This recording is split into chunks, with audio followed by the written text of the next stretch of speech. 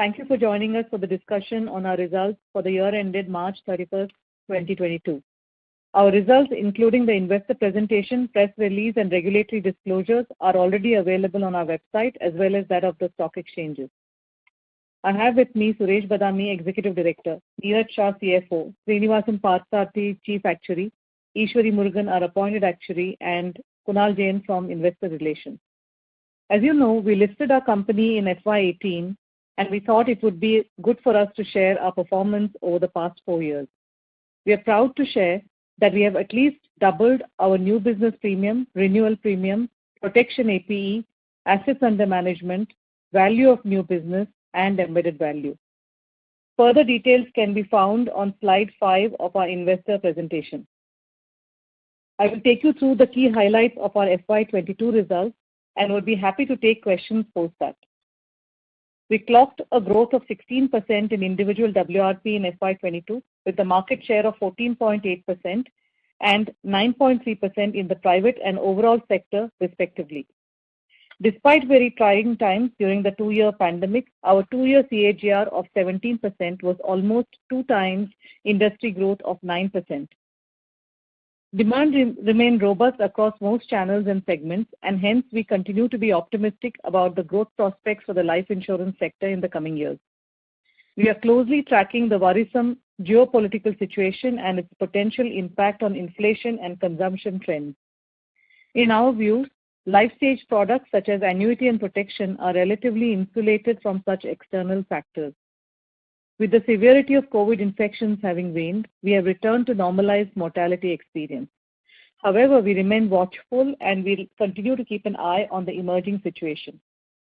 Moving on to our business update.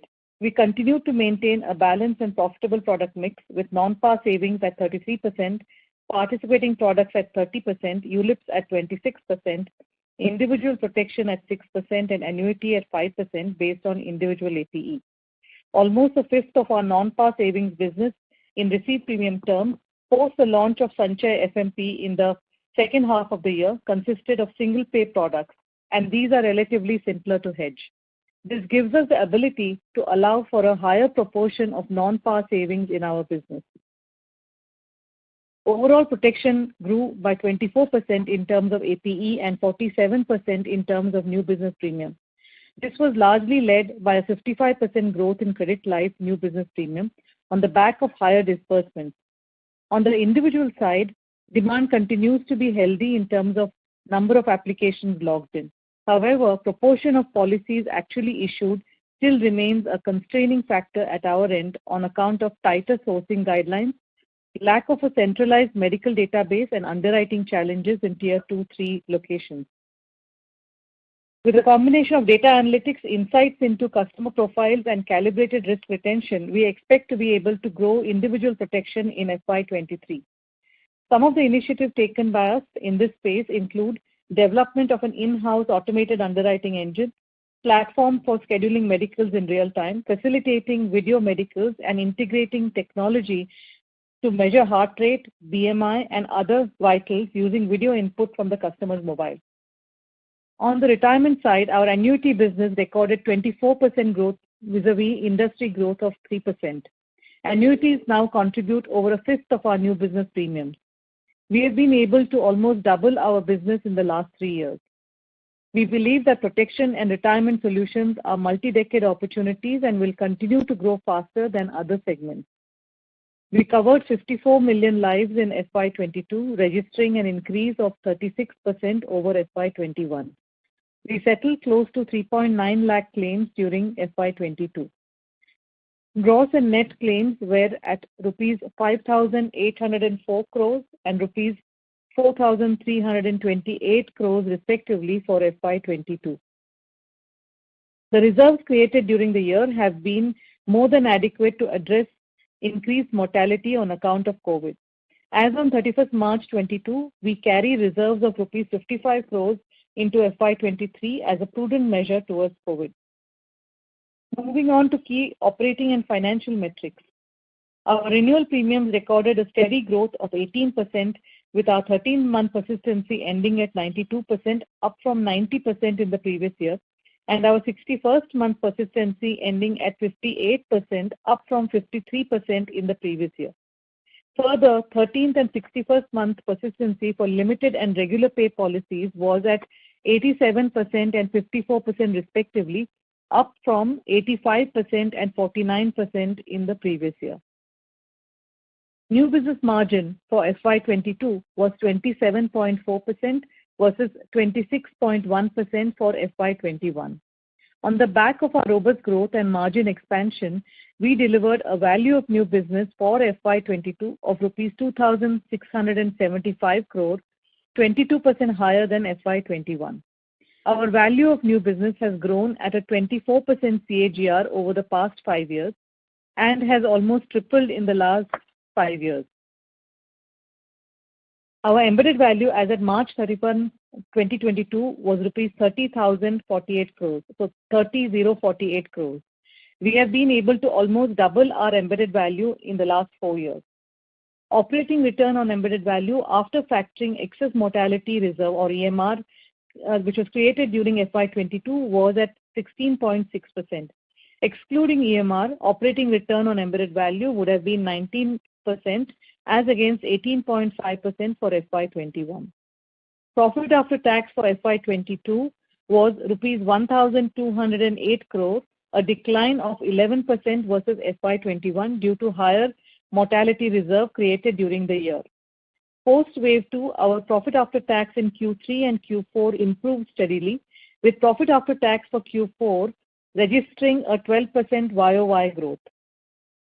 The board has recommended a dividend of rupees 1.70 per share, translating to a payout of 30% of our profit after tax, in line with our dividend payout ratio of FY21 and earlier. Solvency as on March 31, 2022 stood at 176% post the cash payout of 726 crore to Exide Industries as part consideration for the acquisition of Exide Life. Excluding impact of this cash payout, solvency ratio would have been 189%. Our board has approved a sub-debt raise of rupees 350 crores, which should increase solvency by around 600 basis points. In order to further strengthen solvency to fuel growth, we will continue evaluating raising capital through a mix of equity and debt. Next, on channel performance. All channels continue to perform well, with bancassurance growing by 13% this year and 21% based on 2-year CAGR. Proprietary distribution, which includes our agency, direct and online channels, grew by 18% this year and 11% based on 2-year CAGR on individual APE basis. Over the last 5 years, our share of proprietary distribution increased to 33% from 23%. Our agency channel grew by 26%. The channel added more than 40,000 agents in FY22, which is the second highest amongst private players. Our agency life initiative aimed at capability development continues to see healthy participation. Moreover, we are focused on building a women financial consultant model, which we believe would give us higher activation, retention, and productivity. Moving on to product innovation and sustainability. We continued with our efforts to stay relevant to customers' needs, offer new propositions, and provide a seamless and pleasant customer experience. During the year, we launched non-par savings plan Sanchay Fixed Maturity Plan, which now contributes more than 15% of our non-par savings mix. We also rolled out our retirement product Systematic Retirement Plan, which is a regular pay deferred annuity. Further, we introduced a bundle solution, Quick Protect, which combines our Click to Protect protection plan and riders to offer cover against the 3 Ds, death, disease, and disability. On the ESG front, we have signed up for the UN-supported Principles of Responsible Investment, PRI, joining a network of more than 4,800 organizations around the world that have publicly demonstrated their commitment to responsible investment. Now an update on our subsidiaries. Our pension subsidiary, HDFC Pension, ended FY22 with an AUM of rupees 28,414 crore, an uptick of 73% versus previous year. Additionally, as per National Pension Scheme Fund Performance Report published in March 22, we continued to rank number 1 in terms of fund performance across categories. As on 31st March 2022, HDFC Pension had a market share of 37%, retaining its number one position as private pension fund manager in terms of NPS AUM. NPS continues to contribute significantly to our annuity business. Our wholly owned subsidiary HDFC International Life and Re generated gross written premiums of $15.64 million, registering 18% year-on-year growth. Our third subsidiary, Exide Life, recorded a healthy growth of 22% based on individual WRP in FY22, well above the industry overall growth of 16%. Its embedded value as on March 31, 2022 was 2,910 crores. The merger process has been initiated with NCLT and is expected to be completed in the second half of this financial year. We continue to make progress in being able to seamlessly integrate both the businesses post-regulatory approval. We are confident about continued margin expansion on a standalone basis at HDFC Life and Exide Life and aspire to be margin neutral on a consolidated basis in FY23. However, we will prioritize value preservation and investment in expanding the franchise. On the regulatory front, our new IRDAI chairman, Shri Debashish Panda, unveiled his vision of independent India being an insured India as we celebrate Azadi Ka Amrit Mahotsav on our 75 years of independence. He mentioned A. Revamping regulatory framework to align with international benchmarks. B. Outcomes and tech-based supervision. C. Simplifying regulatory processes. D. Moving towards product certification by insurers as per principles laid down by IRDAI. And E. Supportive of tech-led initiatives. These initiatives would help provide impetus to ease of doing business. Further, the chairman has laid out a roadmap on how insurers would help drive the above, with 8 thematic groups already having been constituted and having kick-started work. With these path-breaking initiatives, we are very optimistic of the prospects of our sector. To conclude, our objective remains to bring more individuals under the financial safety net by offering multiple innovative solutions, increasing customer connect, and continuing to expand our offline and online distribution. The detailed disclosure on our results is available in our investor presentation. Wishing everyone success as we embark on a new financial year. We're happy to take questions now. Thank you very much. We will now begin the question and answer session. Anyone who wishes to ask a question may press star and 1 on their touchtone telephone. If you wish to remove yourself from the question queue, you may press star and 2. Participants are requested to use handsets while asking a question. Ladies and gentlemen, we will wait for a moment while the question queue assembles. Reminder to the participants, anyone who wishes to ask a question may press star and 1 at this time. The first question is from the line of Suresh Ganapathy from Macquarie. Please go ahead. Yeah, hi Vibha. Congratulations on your good 4-year performance. Just 3 quick questions. One is on the 80 basis point change in operating assumptions impacting margin. What exactly is that?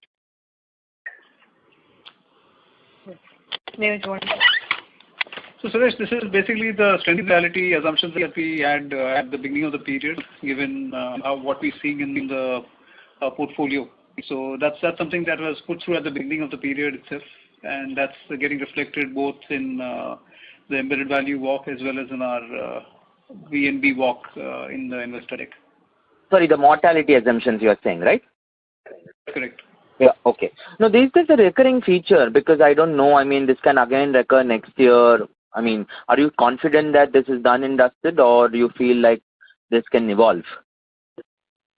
So Suresh, the good thing is that it is done upfront and it's not something that is left for later. As you see that the mortality experience evolves, this is something that we would continue to put through in our embedded value to take whatever charge that we need to take.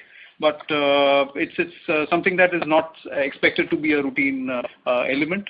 As you know, the protection journey is fairly recent in India, right? Over the last few years, we now slowly started expanding from the top 10 cities and from the salaried segment into tier 2, tier 3 and to beyond the salary into self-employed and professional. So as that happens, the mortality experience will evolve, and that is something that will change mortality experience as we go forward, and that will get reflected in new pricing as well.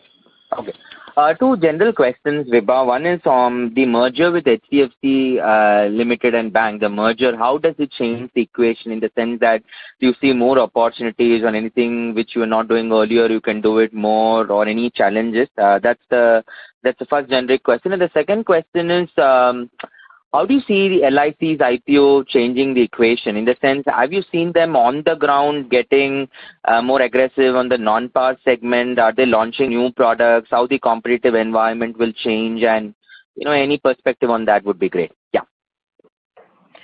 Right. Yeah, very valid. On the first one, while HDFC Bank was always part of the group, now with this merger going through, we will become a subsidiary of HDFC Bank, or at least eventually this is post regulatory approval. So there will be a direct alignment. That is number one. Number two is that cross-sell opportunities. I think every group is looking at, every major business group is looking at cross-sell opportunities in a very structured manner, which had somewhat probably the focus has not been there so far because there was enough that was happening in our respective individual companies. So that is number two, and with the use of digital and with data protection, we will see as to someone who is anyway well disposed towards buying from HDFC group of companies that whatever you need in terms of one-stop shop, you can get it from here. So more of that will happen. Was Limited selling credit protect policies of life in a big way? Yes, they were. Yeah. Okay. They were selling it, but we would not probably have a lot of upsell or cross-sell to them in terms of other products. So there would be a loan taken, there would be a coverage of the loan, and then a loan is repaid, cover is closed.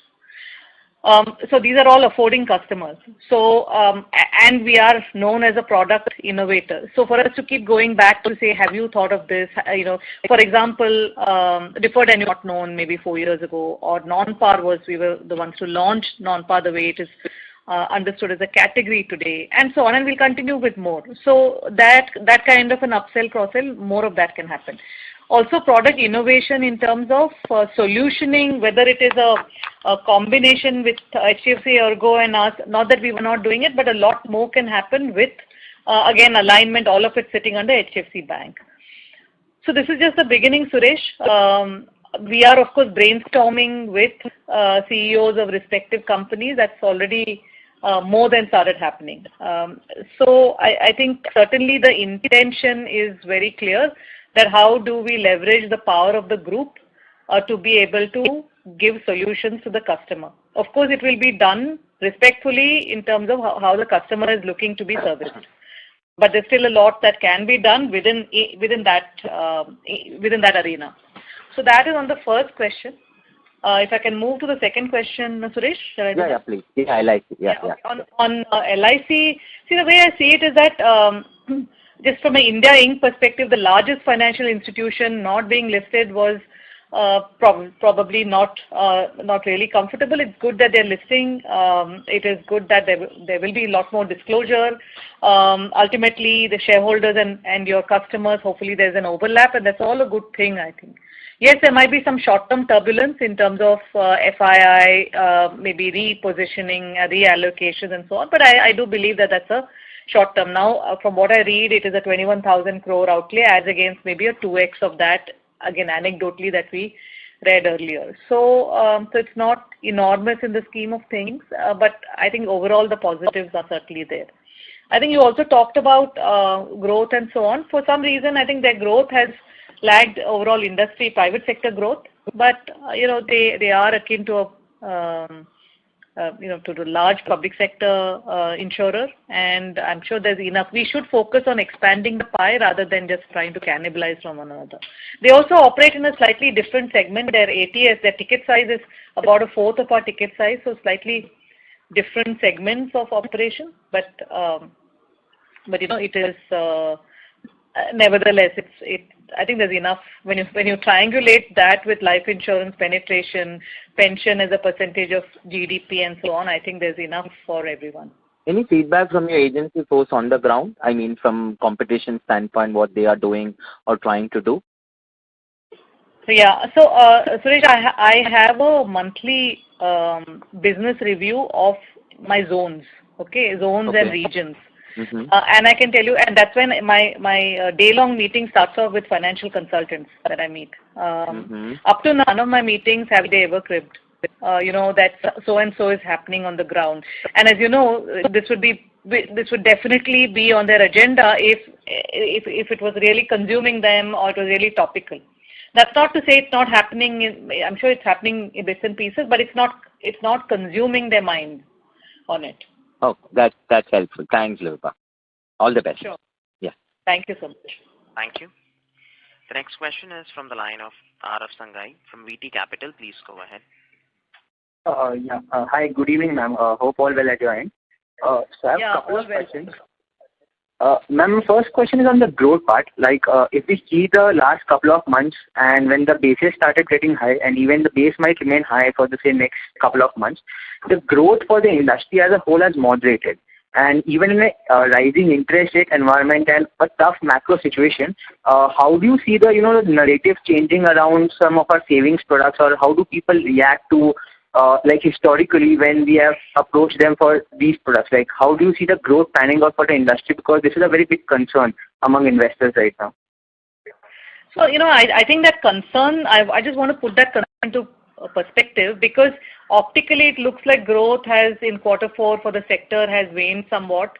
But if you look at the base effect for us, we, for example, grew 40% in quarter 4 of last year. We were just coming out of one wave of pandemic and so on. But if I were to look at on a CAGR basis, if you're looking at the growth of 17% 2-year CAGR, I don't think that's a bad growth against a pandemic. Yes, industry growth was 9%, but it's not very very bad. Also, if you were to look at standalone quarter 4, the 2-year CAGR was 23% for us. For the total industry, it was 19%. So even for the total industry, very close to 20% kind of a 2-year CAGR was not. You'll agree that it's not by no means a tepid growth. But yeah, optically it looks like that because of high growth on a standalone basis in Q4 of last year. So not really worried. Also, if you triangulate that with GDP, say 8.5%, one can quibble. Maybe it is 100 basis points lesser or whatever. But I think you'll agree that it's not unlikely to be 4% GDP growth. So at 8.5%, we should grow 2x of that, and that has been the trend all these years. That's helpful, ma'am. My second question is on the expense front. I think one of our other peers also mentioned that they'll be investing a little much more in this year to maybe expand their franchise and all. So is it a trend, like if we are expanding extra, will it affect our VNB margins in the order of our acquisition expenses increasing? Is there any effect on our margins in the next year? No, so our margins will continue on a standalone basis. It will continue to trend upwards, like we have consistently done over the past several years. Along with Exide Life as a combined margin, what we hope to end is to be flat against our FY22 margins. That will be a good outcome. But on a standalone basis, expansion. So see, expenses, unless there is something very unusual like an acquisition that is happening, it will be very much part and parcel of what we are doing. Okay. Just one last question, ma'am. Bookkeeping, like since we increased the retention last quarter, will it affect the mortality sensitivity going ahead as the new mix, becomes a bigger proportion of our overall protection product? I'll hand this over to Steve. So the mortality retention, should on the new business should be slightly higher, but the EV sensitivity should not really change materially because the retention is applicable only for the new business. Okay. All right, sir. That's it from me, and all the best for the coming quarters. Thank you.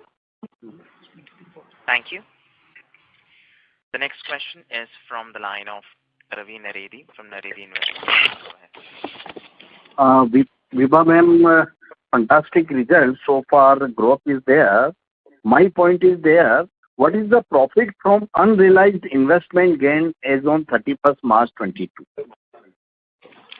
So this is nothing but the mark to market of our equity. There's also debt component in that, but simply mark to market. So as on 31st March, whatever is the market rates, that is what the underlying assets under management that will be mark to market, and there will be a mirror in the unit link book, for example. There will be a mirror entry.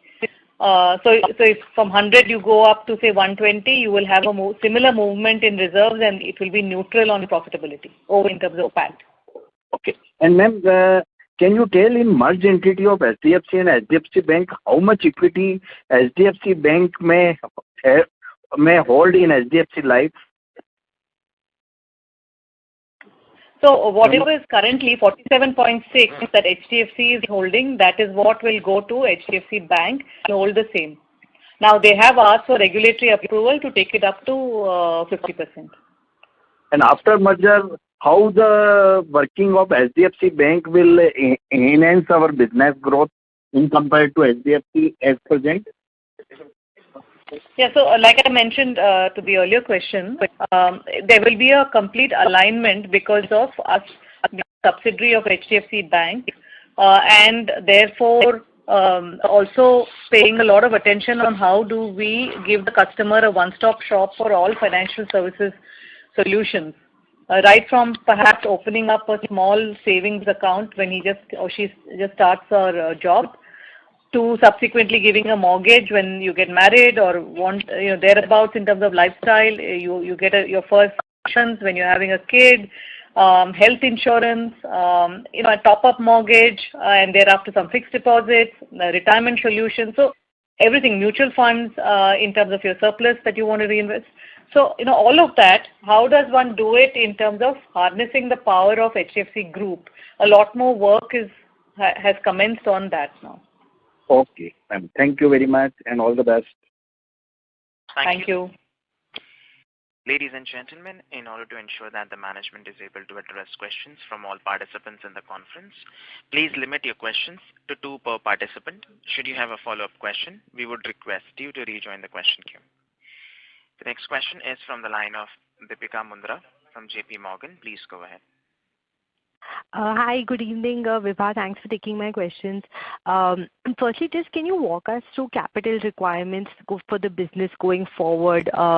Savings are already at a fairly balanced mix with protection expected to go up, like you mentioned, and higher retention. How should we view the solvency requirement for next year, and at what levels would you be comfortable with the solvency?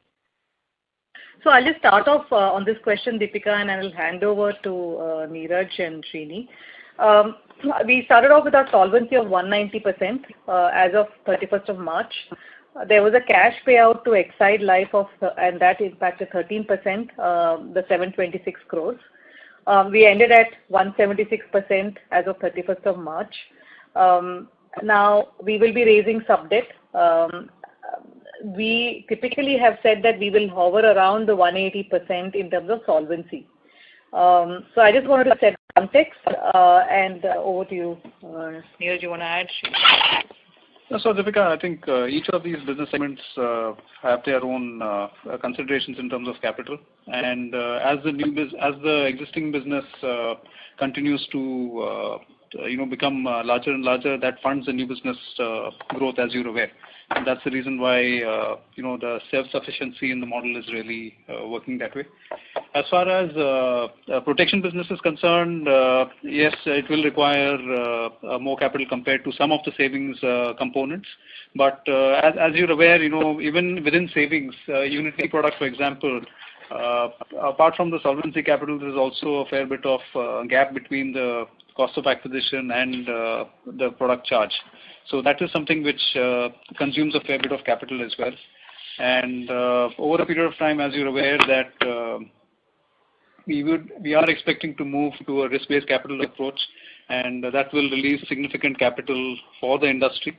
And that's something that we need to keep in mind over the next maybe a 3-year period as well.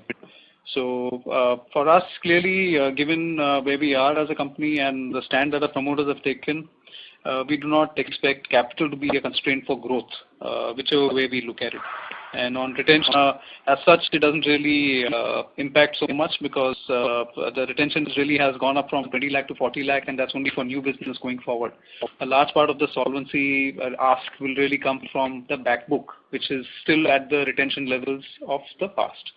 So that's how we need to look at it, and a lot of these things will progress, over a period of time, and things will evolve. And for us, the bottom line really is that where there is an opportunity to grow and create value, we will not let capital be a constraint. Okay, that's very clear. So if I may just follow up with one more question.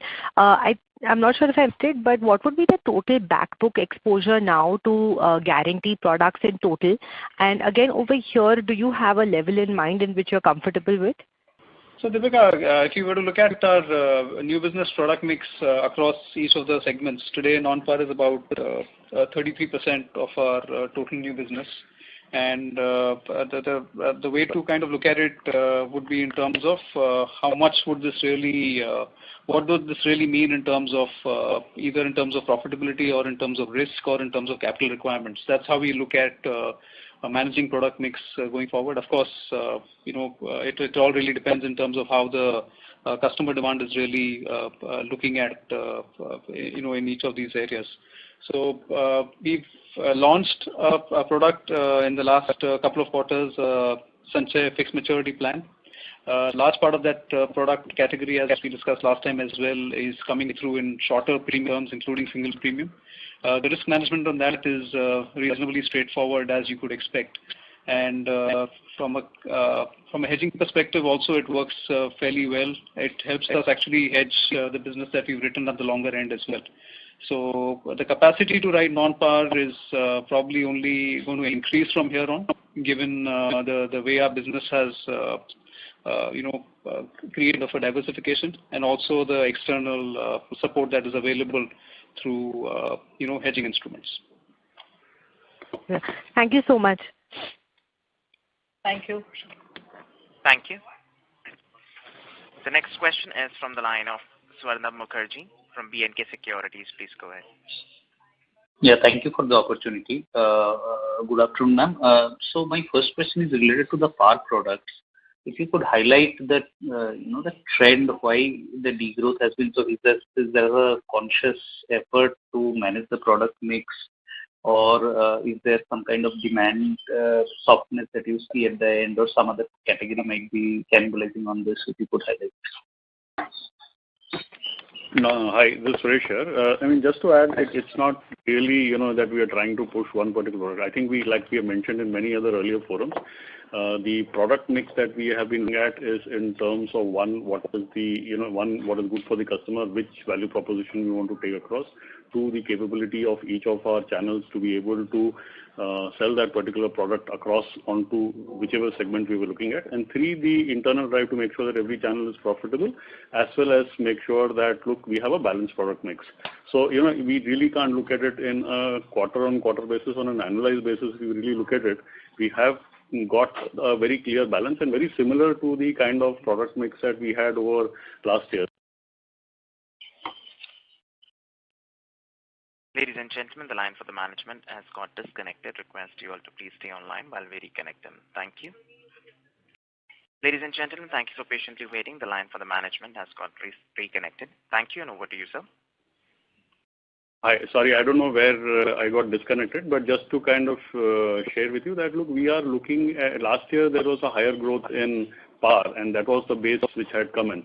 So our whole objective is to make sure that we balance between what the customer needs, what has been the base, and you would find that typically a 2-year CAGR of par has been fairly good. If you were to look at it, it's almost 44%. Coming up with innovative products also depends on what new products have been launched. When, especially at that time, the new product of Sanchay Par had got launched, we had kind of ensured that everybody on the field, whether it was the SPs of our partner banks, whether it was the FCs, or whether it was our own direct employees, had a much greater focus and attention to launch something in the market, and that led to a huge growth. So, these things tend to normalize over a period of time. And now we are focusing, for instance, on Sanchay FMP. We are focusing on some of those new products.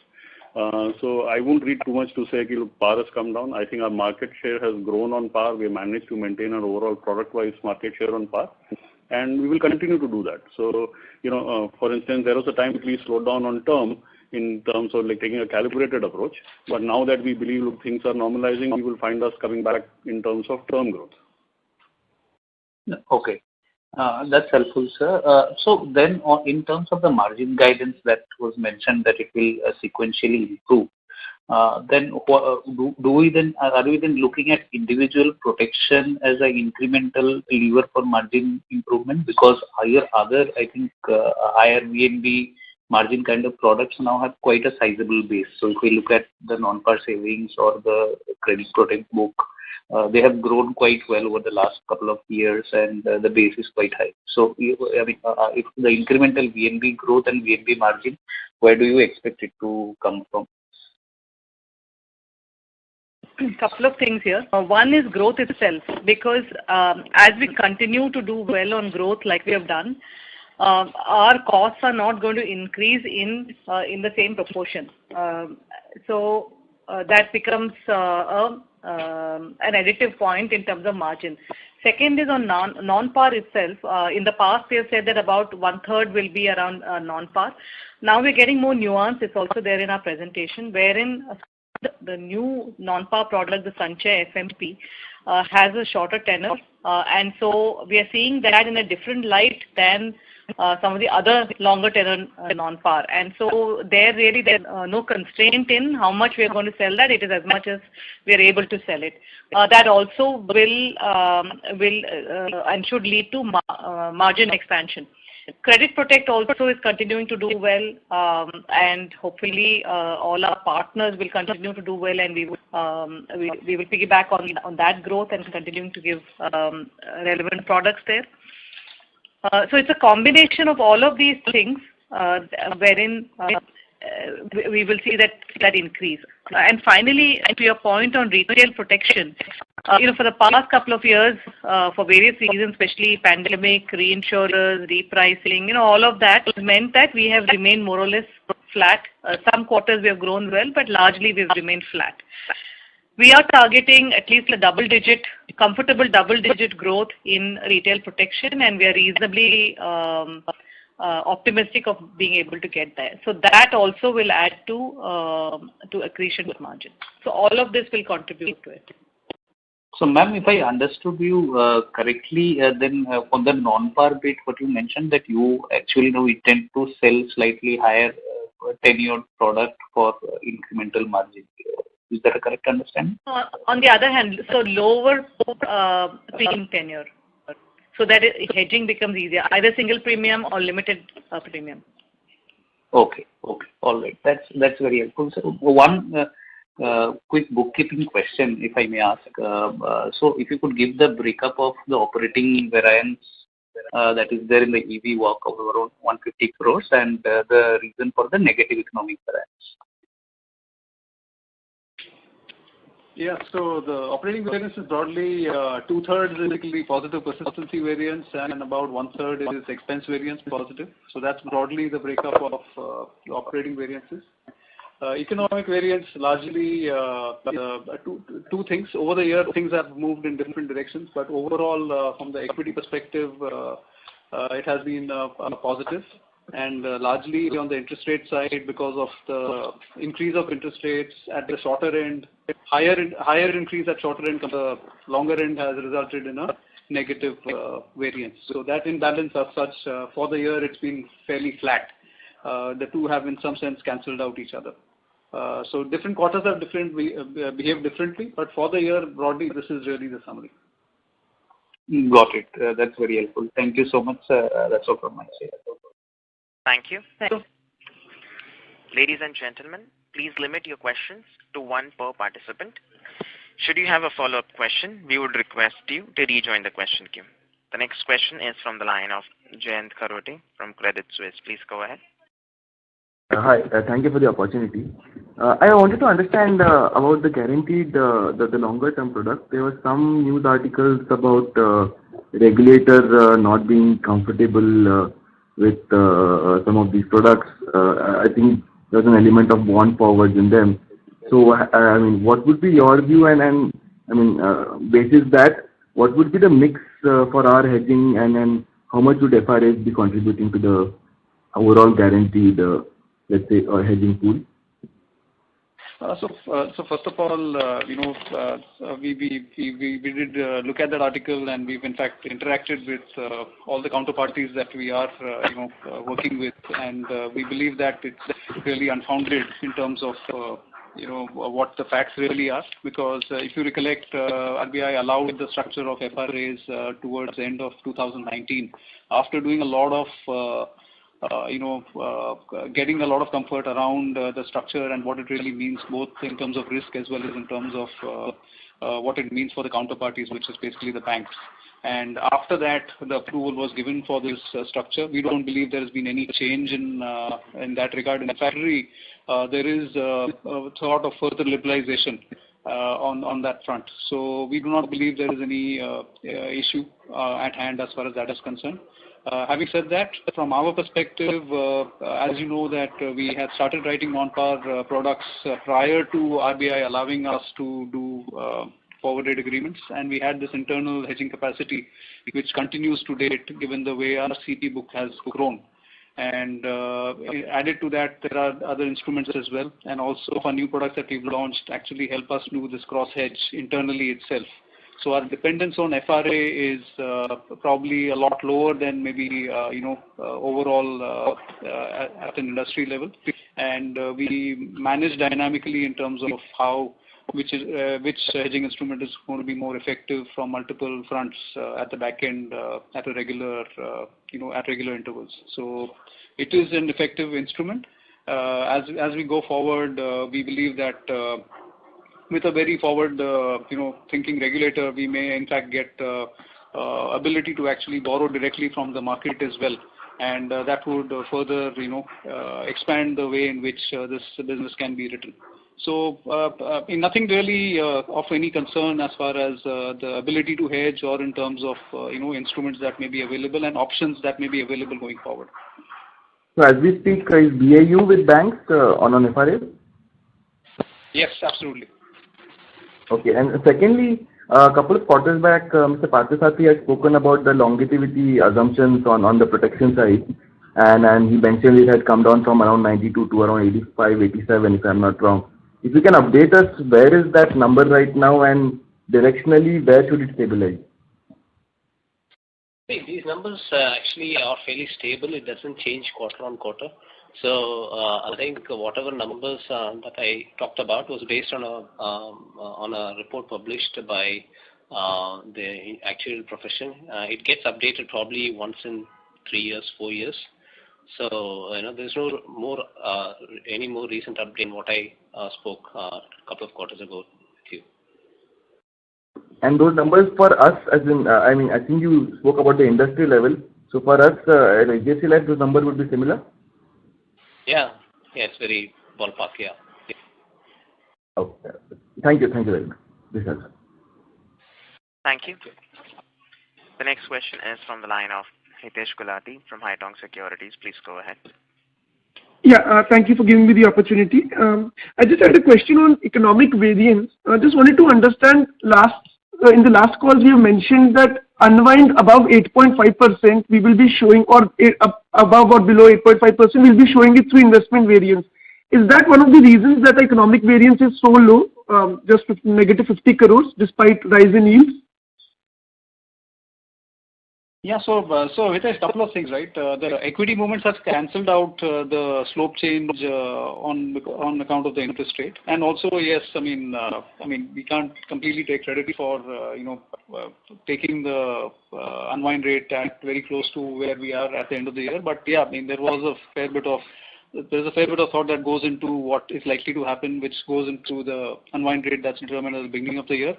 It so happens that the economic variance is basically almost zero because the two movements are actually cancelled out each other. So both of these things are, I guess, in a way playing a role. The equity and the debt changes kind of cancelling out each other, and the expected rate being fairly close to what we actually realized. Yeah, and just on, do FRAs also have a significant impact on how we book in economic variance? Because some of the peer companies have shown quite a negative impact in economic variance. So just trying to understand that. No, Hitesh, that would not really play a role at all. Okay. Yeah, I mean, if you are completely hedged, this should not really play a role at all as far as the economic variance is concerned. The economic variance is only be really in terms of the actual movements which are different from what you anticipated, both on the equity side and on the debt side. Okay. Yeah, thank you. That's it from my side. Thank you. The next question is from the line of Nischint Chawathe from Kotak Securities. Please go ahead. Hi. Just one question from my side, and what really explains margin expansion if we look at the business from a fourth quarter basis, which is either on a quarter-on-quarter or on a year-on-year basis? So, Nischint, if you look at Q1Q, really, I mean, apart from the assumption change on mortality, which we did discuss, large part of it is largely coming through in terms of the product mix shift. We've written more annuities in this period, and the CP business continues to do reasonably well. We managed to reprice a large part of the business over the last 12 to 18 months, and that is something that has helped us as well. And as such, even in terms of the group business composition, margin business is lower this year compared to same time last year. So it's a combination of these 2 or 3 facts. On the non-par side, there has been a slight expansion in the quarter from 32 to 35%. So each of these 3 or 4 things have played a role in the expansion. And has the duration of policies on the non-par also gone up? No, not. Okay, so I'm just sorry, before that, the last bit is also in terms of some sort of leverage that has come through in terms of scale. So that also has played a role in the expansion. Not really, Nischint. What's happened is that, if you recollect, we've launched Sanchay Fixed Maturity Plan, which basically is a 10-year product, give or take, and a large part of that business is single premium, so it's a 110. Some of the business is 510. So that in fact has actually on a overall basis would have actually reduced the policy term on non-par. Sure. Thank you. Thank you. The next question is from the line of Prakash Kapadia from Anived Portfolio Managers. Please go ahead. Thanks. My questions have been answered. Thank you. Thank you. The next question is from the line of Dhaval Gada from DSP Mutual Fund. Please go ahead. Thanks for the opportunity. So I had 2 questions. First one was on margins. I understand the guidance of maintaining margin on merged basis. Just wanted to understand from a medium-term perspective, can the margins move closer to 30%? And the context is, if you look at the last 4 years, we've seen a large part of the margin increase being driven by product mix change, and this has come despite sort of negative assumption changes, which Suresh also alluded earlier. So just, how much more headroom is available to sort of take the margins higher, closer to 30% in the next 3 to 4 years, which effectively means doubling. Well, it should be possible. In all things being equal on regulations, it should be possible. And that's what we will be working towards. It will kind of stabilize around that. And this is, of course, with the caveat that we don't drop market share. Assuming that we hold our number 3 position amongst all the listed companies, including LIC. So without dropping a market share, but we still are gunning for getting close to 30%. And thereafter, if there are no further regulatory relaxations or enablers, then having a compounding story of about 20% year on year or close to that in terms of value of new business. Having said that, we are hopeful given the tone set by the new IRDAI chairman about a lot of things on technology, on ecosystems, on use and file, a lot of speed to market, collaboration perhaps with other regulated entities, pension, general insurer, health insurance, and many, many more. I don't personally think that it's going to be status quo. It will be an enabler, but I'm not counting that in because I don't know in what form or shape. So all things being equal, yes, we should be getting towards 30% in the medium term.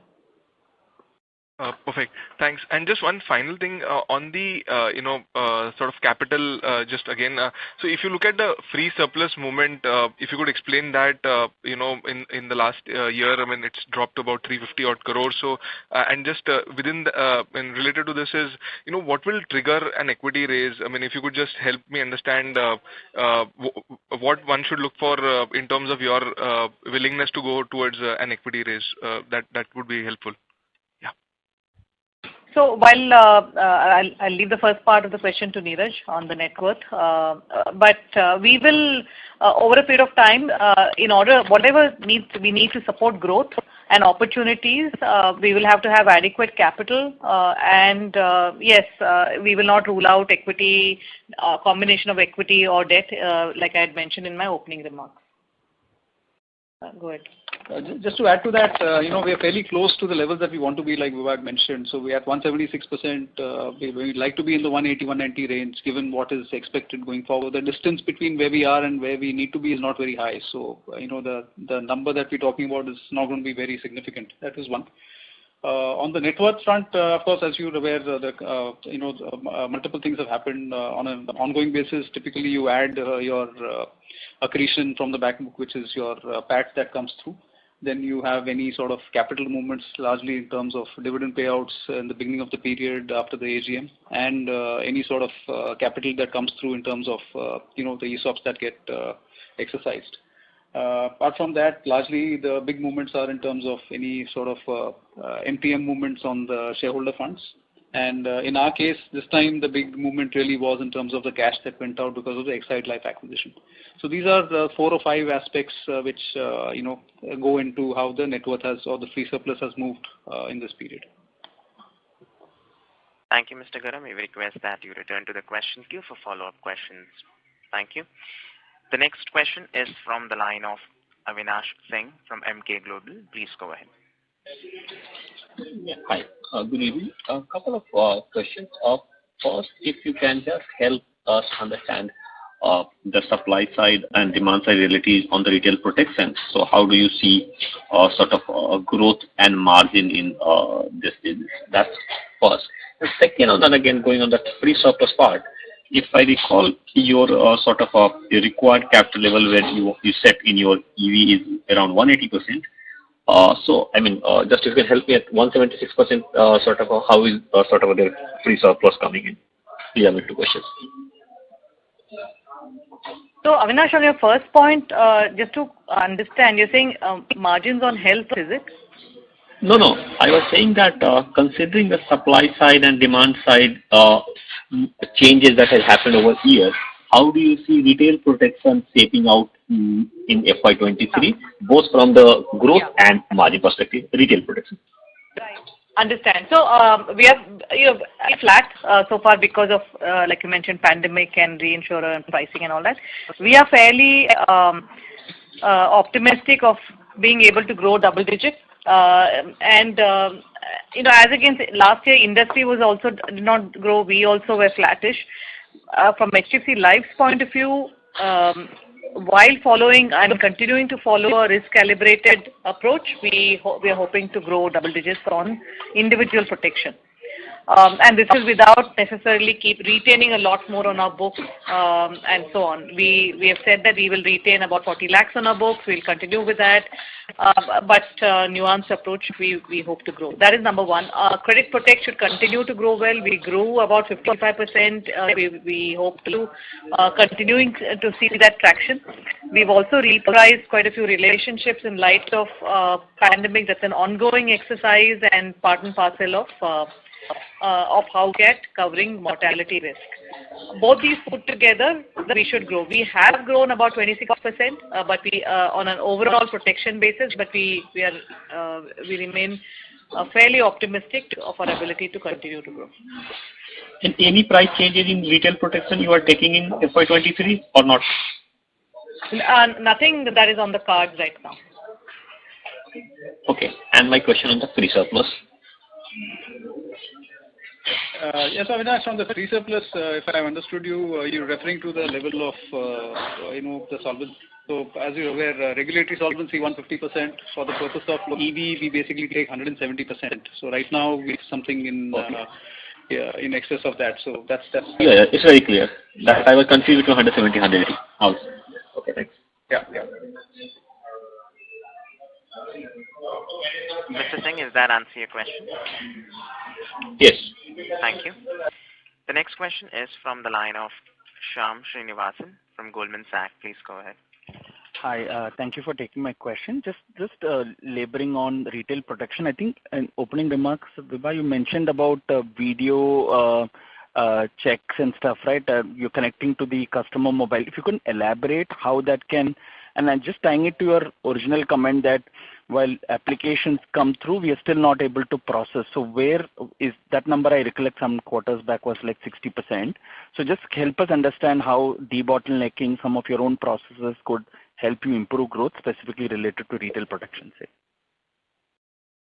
Right. So here, one is that looking at it out of every 100, like we mentioned in the past, we're converting about 61. So we are taking reasonably realistic targets to say instead of 61, even if I convert it, say 70 or 75, that will get me to that answer. So that's what we are looking at, is that we are trying to solve for the entire process. So we've launched MediEasy. This you'll find on slide 21 of our investor PPT. What this does is that it walks our frontline salesperson and step by step, because what we did find is that the rules keep changing because of pandemic, because of reinsurer, because of what we ourselves are looking at in terms of addressing new and emerging risks and so on, for all the right reasons. However, the guy on the field is very confused.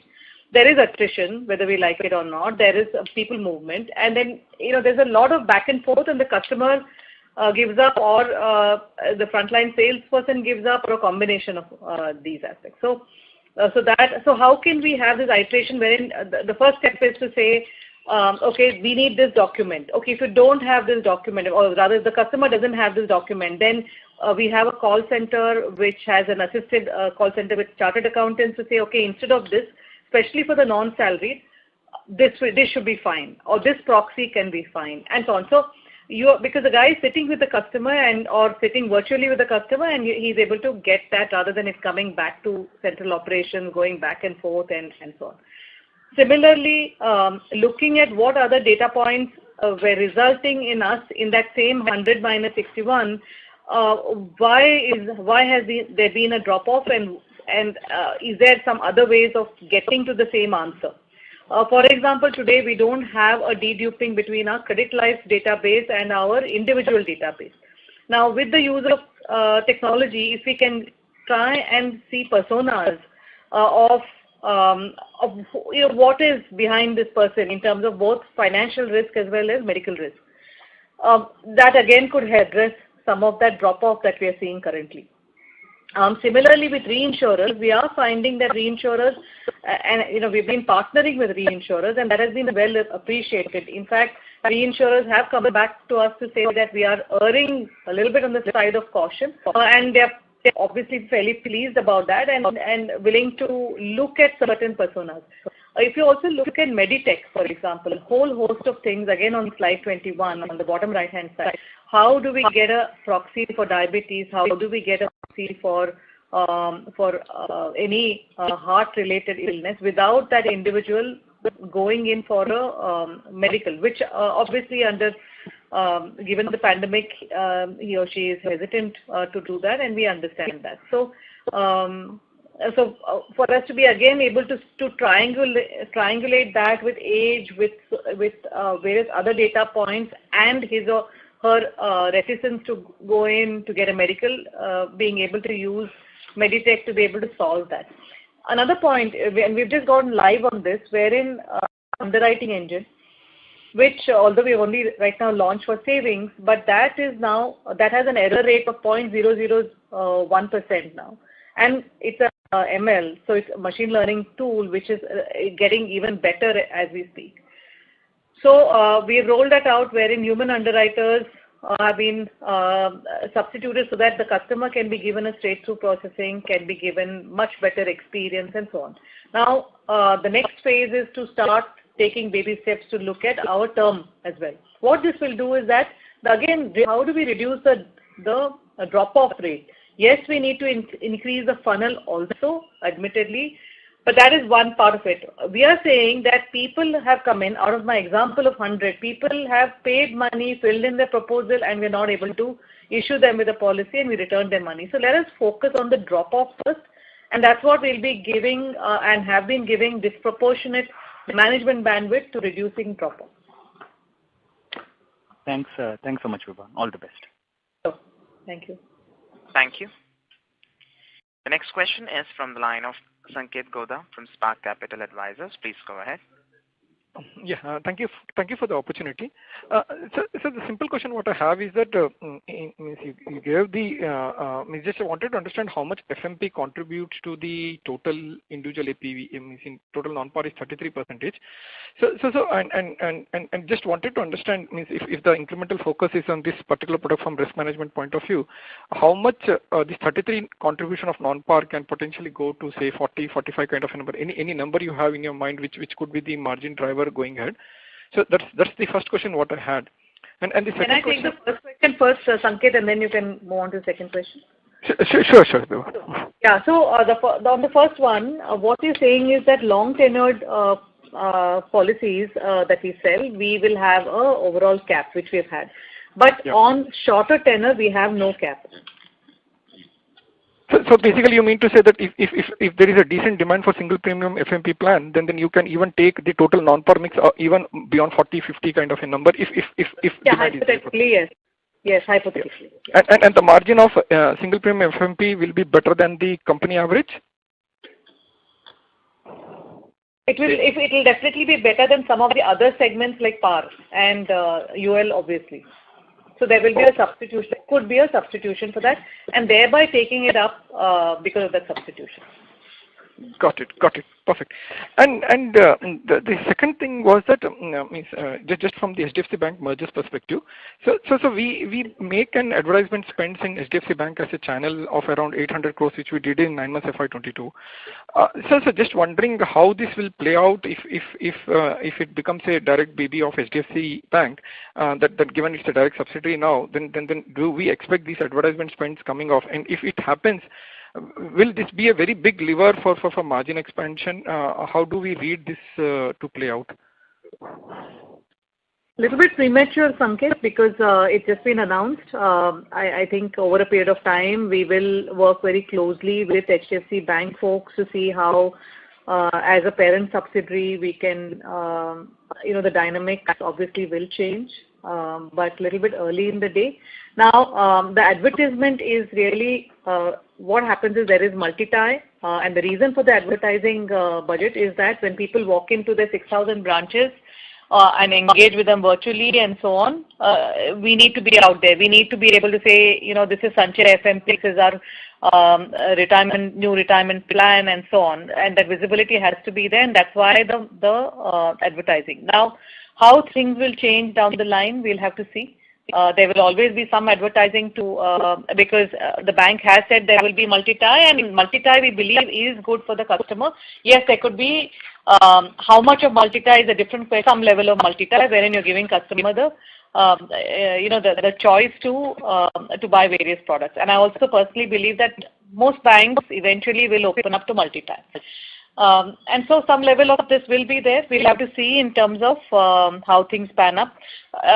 However, what is important is how do we expand the pie rather than just, which costs might not be there and, those sort of things. The focus will be on how do we cross-sell, because that just hasn't been done in a systematic manner as of today. And like I mentioned with one of the earlier callers, it has been somewhat in a standalone company view rather than a financial conglomerate. And that lens will change. We will look at our balanced product mix. We will look at how can we, like I mentioned earlier, upsell relevant to the customer's needs, and that itself will give us the kind of uplift. Got it. Can you tell me the current FMP contribution to the total EP, if you are okay to disclose that number, exact number? P-value it'll make sense, not on EPS. Also, Sanket, this has been launched a few months back. So since launch, it's about 15% of the business. Thank you, Mr. Koda. May we request that you return to the question queue for follow-up questions. Thank you. The next question is from the line of Abhishek Saraf from Jefferies. Please go ahead. Hi. Thanks for the opportunity. I just had few quick questions pertaining to HDFC Life. So just quick one. So if you can just give me some number on what could be the VNB margin post OR. If I joined late, probably I might have missed that if you mentioned. And secondly, if you can give some color on the cost savings that we are doing. So if any number around rationalization of branches or other numbers that you can share where you are able to save cost. And then I have one follow-up question after this. No, hi. This is, on the margins that you're talking about, we are on the low run. We do believe that we will be able to scale this up in the natural course of business once it merges with us. And over a certain 36 to 48 month period, we should be able to, and maybe even lesser than that, we should be able to bring it close to our kind of margins. So that should not really be a problem.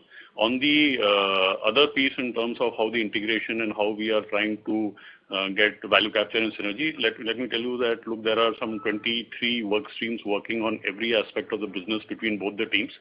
And we are looking at the best practices across both the companies. There is a clear focus in terms of where we'll be able to get wider distribution focus. We are looking at the entire product portfolio between what Exide has and what we have got. Also in terms of how we will be able to take some of our technology and digital tools across to their set of. So branch rationalization is one of the piece. Obviously, there are a few branches which we'll look at which are close to each other. We are open to look at which of the Exide branches are probably better fit and better catchments, and we'll probably be able to merge. So on both sides, we are looking at finally as a merged entity, which are the best resources. We do believe that we will get scale for the entity and will be able to expand into markets. The good thing, like we mentioned earlier in many forums, was that look in Exide, a lot of the business that they do is in South, in some of the tier 2, tier 3 markets, which is clearly expansion for us. So we do believe that some of that we'll be able to scale up. We'll be able to expand our geographic presence, and similarly, based on their agency model, we'll be able to expand it to other parts of the country. Sure, thanks for that. So, any comments? Did we do any branch rationalization in the last 3 months as that happened? And no. As of now, we have done is we have just looked at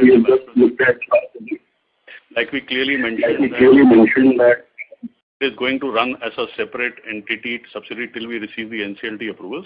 As of now, we are just looking at back-end exercise in terms of what we can do. There are a few branches which we have understood, but we have not done any rationalization as of now. But we do believe we understand which are the markets that we are able to cater to. And our objective, like has been clearly mentioned, is to make sure that we continue to get the upside from the Exide merger over, the short to mid-term, and then look at how synergistically we can grow as a merged entity. Thank you, Mr. Saraf. May we request that you return to the question queue for follow-up questions. The next question is from the line of Nidhesh Jain from Investec. Please go ahead. Thanks for the opportunity. So 2 questions. First, on the pure protection, are we sensing any change in stance from the reinsurers as of now? Are they becoming more open to doing business the way they were doing pre-COVID, or still they remain as strict as what we have seen last year? So in Nidesh, it's I think a little bit too early. my personal sense is down the line, I don't know what time frame, I think depending on wave 4 and so on, till that is out of the way, I think there will be some level of concern in their minds. I don't see that happening immediately now. But over a period of time, yes, the high alert situation that we have been in, that should ease off a little bit, but still some way away. Sure. So what was the conversion rate before COVID, the 60% conversion rate that we have today? What was that before COVID? We used to convert maybe around out of 100, convert at least 75. Sure. And lastly, on non-par product, in a rising rate environment, so in last 3 years, the interest rates have been declining, and demand for non-par product was very, very strong. Probably the alternative savings instruments have seen significant decline in the yields that they were offering. But in a rising interest rate environment, how do we see demand for the non-par product? And since we are hedging the bulk of the non-par internally, does it disadvantage us in any way versus FRA hedging, where our peers may be able to offer better IRRs than us? These are the two questions on non-par. So, Nilesh, as far as demand is concerned, we've seen interest rates only increase in this year, right? And both at the shorter end as well as the longer end. While that has happened, the business demand continues. Even as we speak, the demand far exceeds what we are writing as a company as far as this product line is concerned. So the key really is not absolute rates. It's a relative proposition to what other instruments are available. And if you were to compare it to shorter term instrument, typically the returns on that are very, very different from what we are able to offer, because a large part of the product is in the at the longer end. Even in Sanchay fixed maturity plan, the term is 10 years. So that is very different from a typical short-term fixed income instrument that people buy. So relative to what is available in the market, it continues to be attractive whichever way the interest rate. That is one. And second, also the tax advantage on top of that is something that definitely is helpful. As far as hedging is concerned, we monitor this fairly closely, and it is fairly dynamic. We are fortunate to have this internal capacity, which we use depending on how the external environment is as well. We don't want to be overly dependent on any one instrument, whether it's an external or internal capacity. So that's the reason why it's a multi-pronged, hedging strategy at the back end. As far as FRAs are concerned and relative disadvantage to anybody else, I don't believe so, because so far there is only a yield pickup that we get on account of forward rate agreements because of the way the term structure is in terms of the interest rates. If that changes, then that will again be equally applicable to everybody. So it's not that the terms that we get are any different from anyone else. And if there is any advantage to be had out of writing more or hedging more through FRAs, we would take that call without being excessively dependent on that category. Sure, understood. Thank you. Thank you.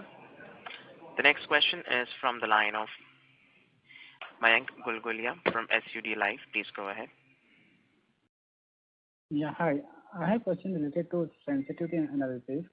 So sorry, I can't hear you very well. Is it better now? Yeah, it is. Okay.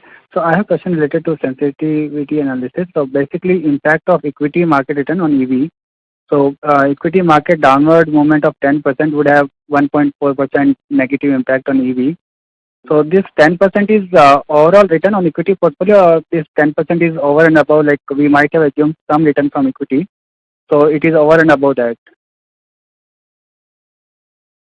It's basically it's a difference between what is expected and what is actually. So for example, if you take any of the sensitivities, you have a base which is the expectation. So in persistency, mortality, or equity return, you'll have a base. Anything over and above that is what is captured in the sensitivity. So if your expected return is say 10%, and the 10% delta from that means 11% or 9% return. And the impact of that is what is captured in the sensitivities. Okay. So this 10% is of return expected, so not 10% plus or minus 10%. This is 10% of 10%. What? You want to say that? Yeah, just to clarify, the equity sensitivity is that the equity values fall on the date of the calculation of the EV. If the equity values fall by 10%, what would be the impact on EV is what is captured in the sensitivity. Okay, let's say, like just to clarify further, the assumption is 10%. So if equity market rise by 15% next year, so can we say like 5% extra return? So delta of 1.4% we can divide by 2 and broadly ballpark number 0.7% positive impact on EV. Is that right way to look at it? So this is instantaneous shock. So whatever the valuation takes or whatever the assets were, if they were to fall instantaneously by 10% on that very day, what is the movement in the EV is what this is. Okay. Okay. Got it. And like the next question is, what is the impact of like lower reinsurance on our protection business? So what kind of margin impact is there on retail protection? Impact? Sorry, didn't follow your question. Like of lower reinsurance on retail protection. So how it is impacting our margins on standalone retail protection business? So there is no impact really. As you know, reinsurance cost is basically one of the components of the overall cost. That's a risk charge, and we would, if we retain on our books, we will obviously need to capture that risk charge ourselves in addition to everything else, and the same would hold for the reinsurers. And there isn't much of a gap between what the reinsurers are charging today versus what our assessment of the risk charge would be. That would have been the delta between that would have been higher before the reinsurers increased their prices. And we also increased it, thereby nullifying some of the impact. Yep. Okay, got it. Thank you. Thanks a lot. Thank you. The next question is from the line of Rishi Jhunjhunwala from IIFL. Please go ahead. Yeah, thanks for the opportunity. Just quickly, on the agency workforce, right? So with HDFC Life getting integrated, can you give some sense in terms of, what are our targets in terms of total agency strength that we want to maintain? What kind of increase we are looking at? And also, just a sense in terms of what is the proportion of active agents and what kind of retention rates are being witnessed since the integration? Sorry, I couldn't catch your second question. I'll ask you to repeat it. But on your first question, in terms of the agency business and what kind of growth we are looking at HDFC Life, very clearly, they have had a very strong growth. Just has been a little tepid earlier. We had a fairly decent growth in line and slightly higher than the industry.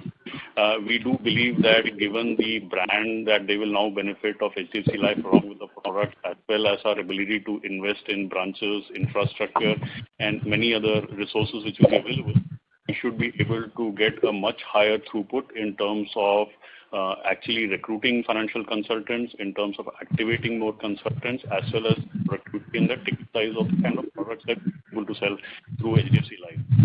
In our initial interaction with a lot of the financial consultants, advisors at HDFC Life, we have found that they are eagerly looking forward to the kind of products that HDFC Life brings to the table. So we are fairly optimistic in terms of growth that they will be able to continue in terms of what they have been able to build. They have a very strong franchise. They have a fair amount of financial consultants, leaders who've been there with them for a very long period of time. We do believe that if our agency business were to grow at a certain pace, the combined entity of the agency business of what Exide Financial Consultants comes in should be able to do that and maybe a little bit higher.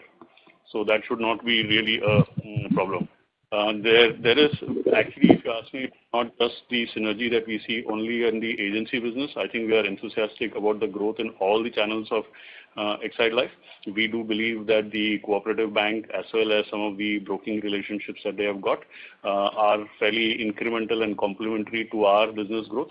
So we do believe that we should be able to grow that. Also a fairly large customer base on which they have cross-sell and upsell on their direct business. We believe that we will be able to, with our analytics skills, with our SMPs, along with what they bring in terms of their campaigns, it will be incremental for us to be able to grow that line of business also. So actually across the direct business, broking business, bank assurance of those much smaller than us on bank assurance, and on the agency business, we shouldn't see any slowdown, and which is one of the primary reasons why we said we'll look at Exide in terms of the company, which will come in and act complementary to us. Sorry, on the second question, the sound was not very clear, so I couldn't really hear. Yeah, I'll repeat, sir. Thank you. So basically the question was, how many active agents now we have and what kind of retention rates have we seen? At Exide Life, so they have around 40,000 FCs which are there right now, and which is something that, and they have a fairly active base which is there. So we do believe that we will be able to actually further activate. Their activation is in line with actually the industry activation. So it is not that they're off in terms of the number of agents which are active. We haven't lost any major. In fact, if you have looked at the Q4 numbers, they have been absolutely on target in terms of what the agency team has been delivering. So even there, we believe that if we are able to look at the number of new financial consultants and agents that they will be able to recruit, that will be in line. And in fact, they have been constrained on their growth because of their capital and many other thresholds which they've not been able to invest in that business. I think a lot of those hindrances will go away once they become part of the HDFC group. So they, all right, thank you. And they've actually shown almost a 22% growth last year, if you were to look at them at overall as Exide. Thank you. Thank you. Ladies and gentlemen, we will take last two questions. The next question is from the line of Roshan Chutke from ICICI Prudential Mutual Fund. Please go ahead. Thanks. My questions have been answered. Thank you. The next question is from the line of Sanket Godha from Spark Capital Advisors. Please go ahead. Last one from my side. Just wanted to understand our FRA exposure, which was 137 billion rupees at the end of FY21. What is the current exposure we have at the end of FY22? And given the current solvency calculation regime, if yield curve becomes flatter compared to what it was, then most of the derivative contracts might go out of money, notional loss. So likely impact of it on the solvency if it plays out. Yeah, if the FRA exposure is close to about 19,000, I think it will be there in the annual report in any case. But to your second point in terms of the impact of the flattening curve, there are two things here. One is as of now, the whole flattening thing is something which is a little maybe overplayed. I think if you look at the way the interest rates have moved, they've not moved only at the shorter end, they've moved at the longer end as well. So the curve continues to be fairly steep even today. Having said that, if there is further flattening that happens, what will happen to start with is that the spreads that are there currently available will probably shrink further as they have since the inception of FRAs. And when the yield curve starts getting inverted, that's when you're talking about the situation that you just spoke about. Now, if that were to happen, we would do a couple of things. One, as of now, at any point in time, if you have a fairly significant equity portfolio, there are equity FEC gains that are sitting in your books for which you don't take solvency credit because of the regulations. A lot of that is used to actually offset any sort of impact of interest rates movement in the wrong direction from an FRA perspective. So that usually covers for most scenarios as far as impact on solvency is concerned. And beyond FRAs, I mean, we kept reiterating we do not want to be wholly dependent on forward rate agreements either, given our risk management strategy. So that is also something that allows us to mitigate the impact of any of these situations that could happen. Over a period of time, we are expecting, more, liberalization in the regulatory framework, both in terms of the way solvency is calculated, which currently penalizes you for being economically hedged, but on the accounting side, you end up creating that solvency impact. Over time, we expect that to kind of, go away, with RBC coming in for sure. And also in terms of if we allow to borrow directly, then you get rid of this problem altogether. So if you take a 2 to 3 year view, then a lot of these developments will happen, which will actually help us tide over any of these situations that you're talking about. Got it. So the equivalent RBC solvency for 176 currently calculated would be how much if you have internally done that math? So we have, Sanket, it will be fairly significant. I mean, not really, sharing numbers, but I mean, okay, yeah, it will be fairly significant, Sanket. Okay, perfect. That's it from my side. Thank you. Thank you. The next question is from the line of Anand Bhavnani from White Oak Capital. Please go ahead. And thank you for the opportunity. Just a quick clarification on HDFC Life. You made a comment that due to the solvency, they probably had some growth constraint.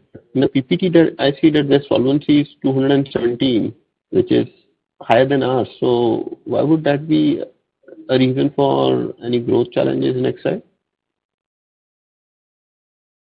Yeah, I think, look, the constraints on their end have been more in terms of the expense of management, because of which goes away once they come in with us. So, if once we merge with us in terms of their ability to be able to invest further in agency on growth, that is where they have been struggling. So I think that is one part which we will be able to solve with this merger, and their agency business will be able to grow, and not on solvency. Okay. And for our solvency, our current preferred route of tier 2 raising debt, which helps improvement by 6%. Do we anticipate that to be the primary source rather than any equity raise? No, it's a combination of both. Like I mentioned in my earlier comments, it will be both. Right now, we are raising tier 2, but over a period of time, we'll assess the need for capital, and it is always possible that we might raise a small amount of equity at that point in time. Okay. Any particular variables you kind of use to decide which tool to use, which method to use for buttressing solvency? See, with solvency, there is an overall cap based on regulatory formula.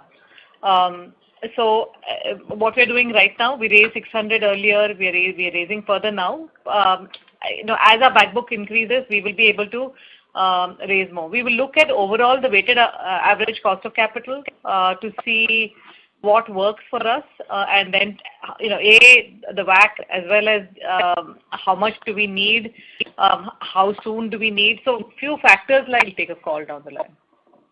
Sure. Thank you and all the best. Thank you. As there are no further questions, I would now like to hand the conference over to Ms. Vibha Padalkar for closing comments. Thank you, Faizan. We would like to thank all of you for participating in our results call. Further details can be found in our investor presentation on both our book as well as that of the exchanges. Thank you and have a good day.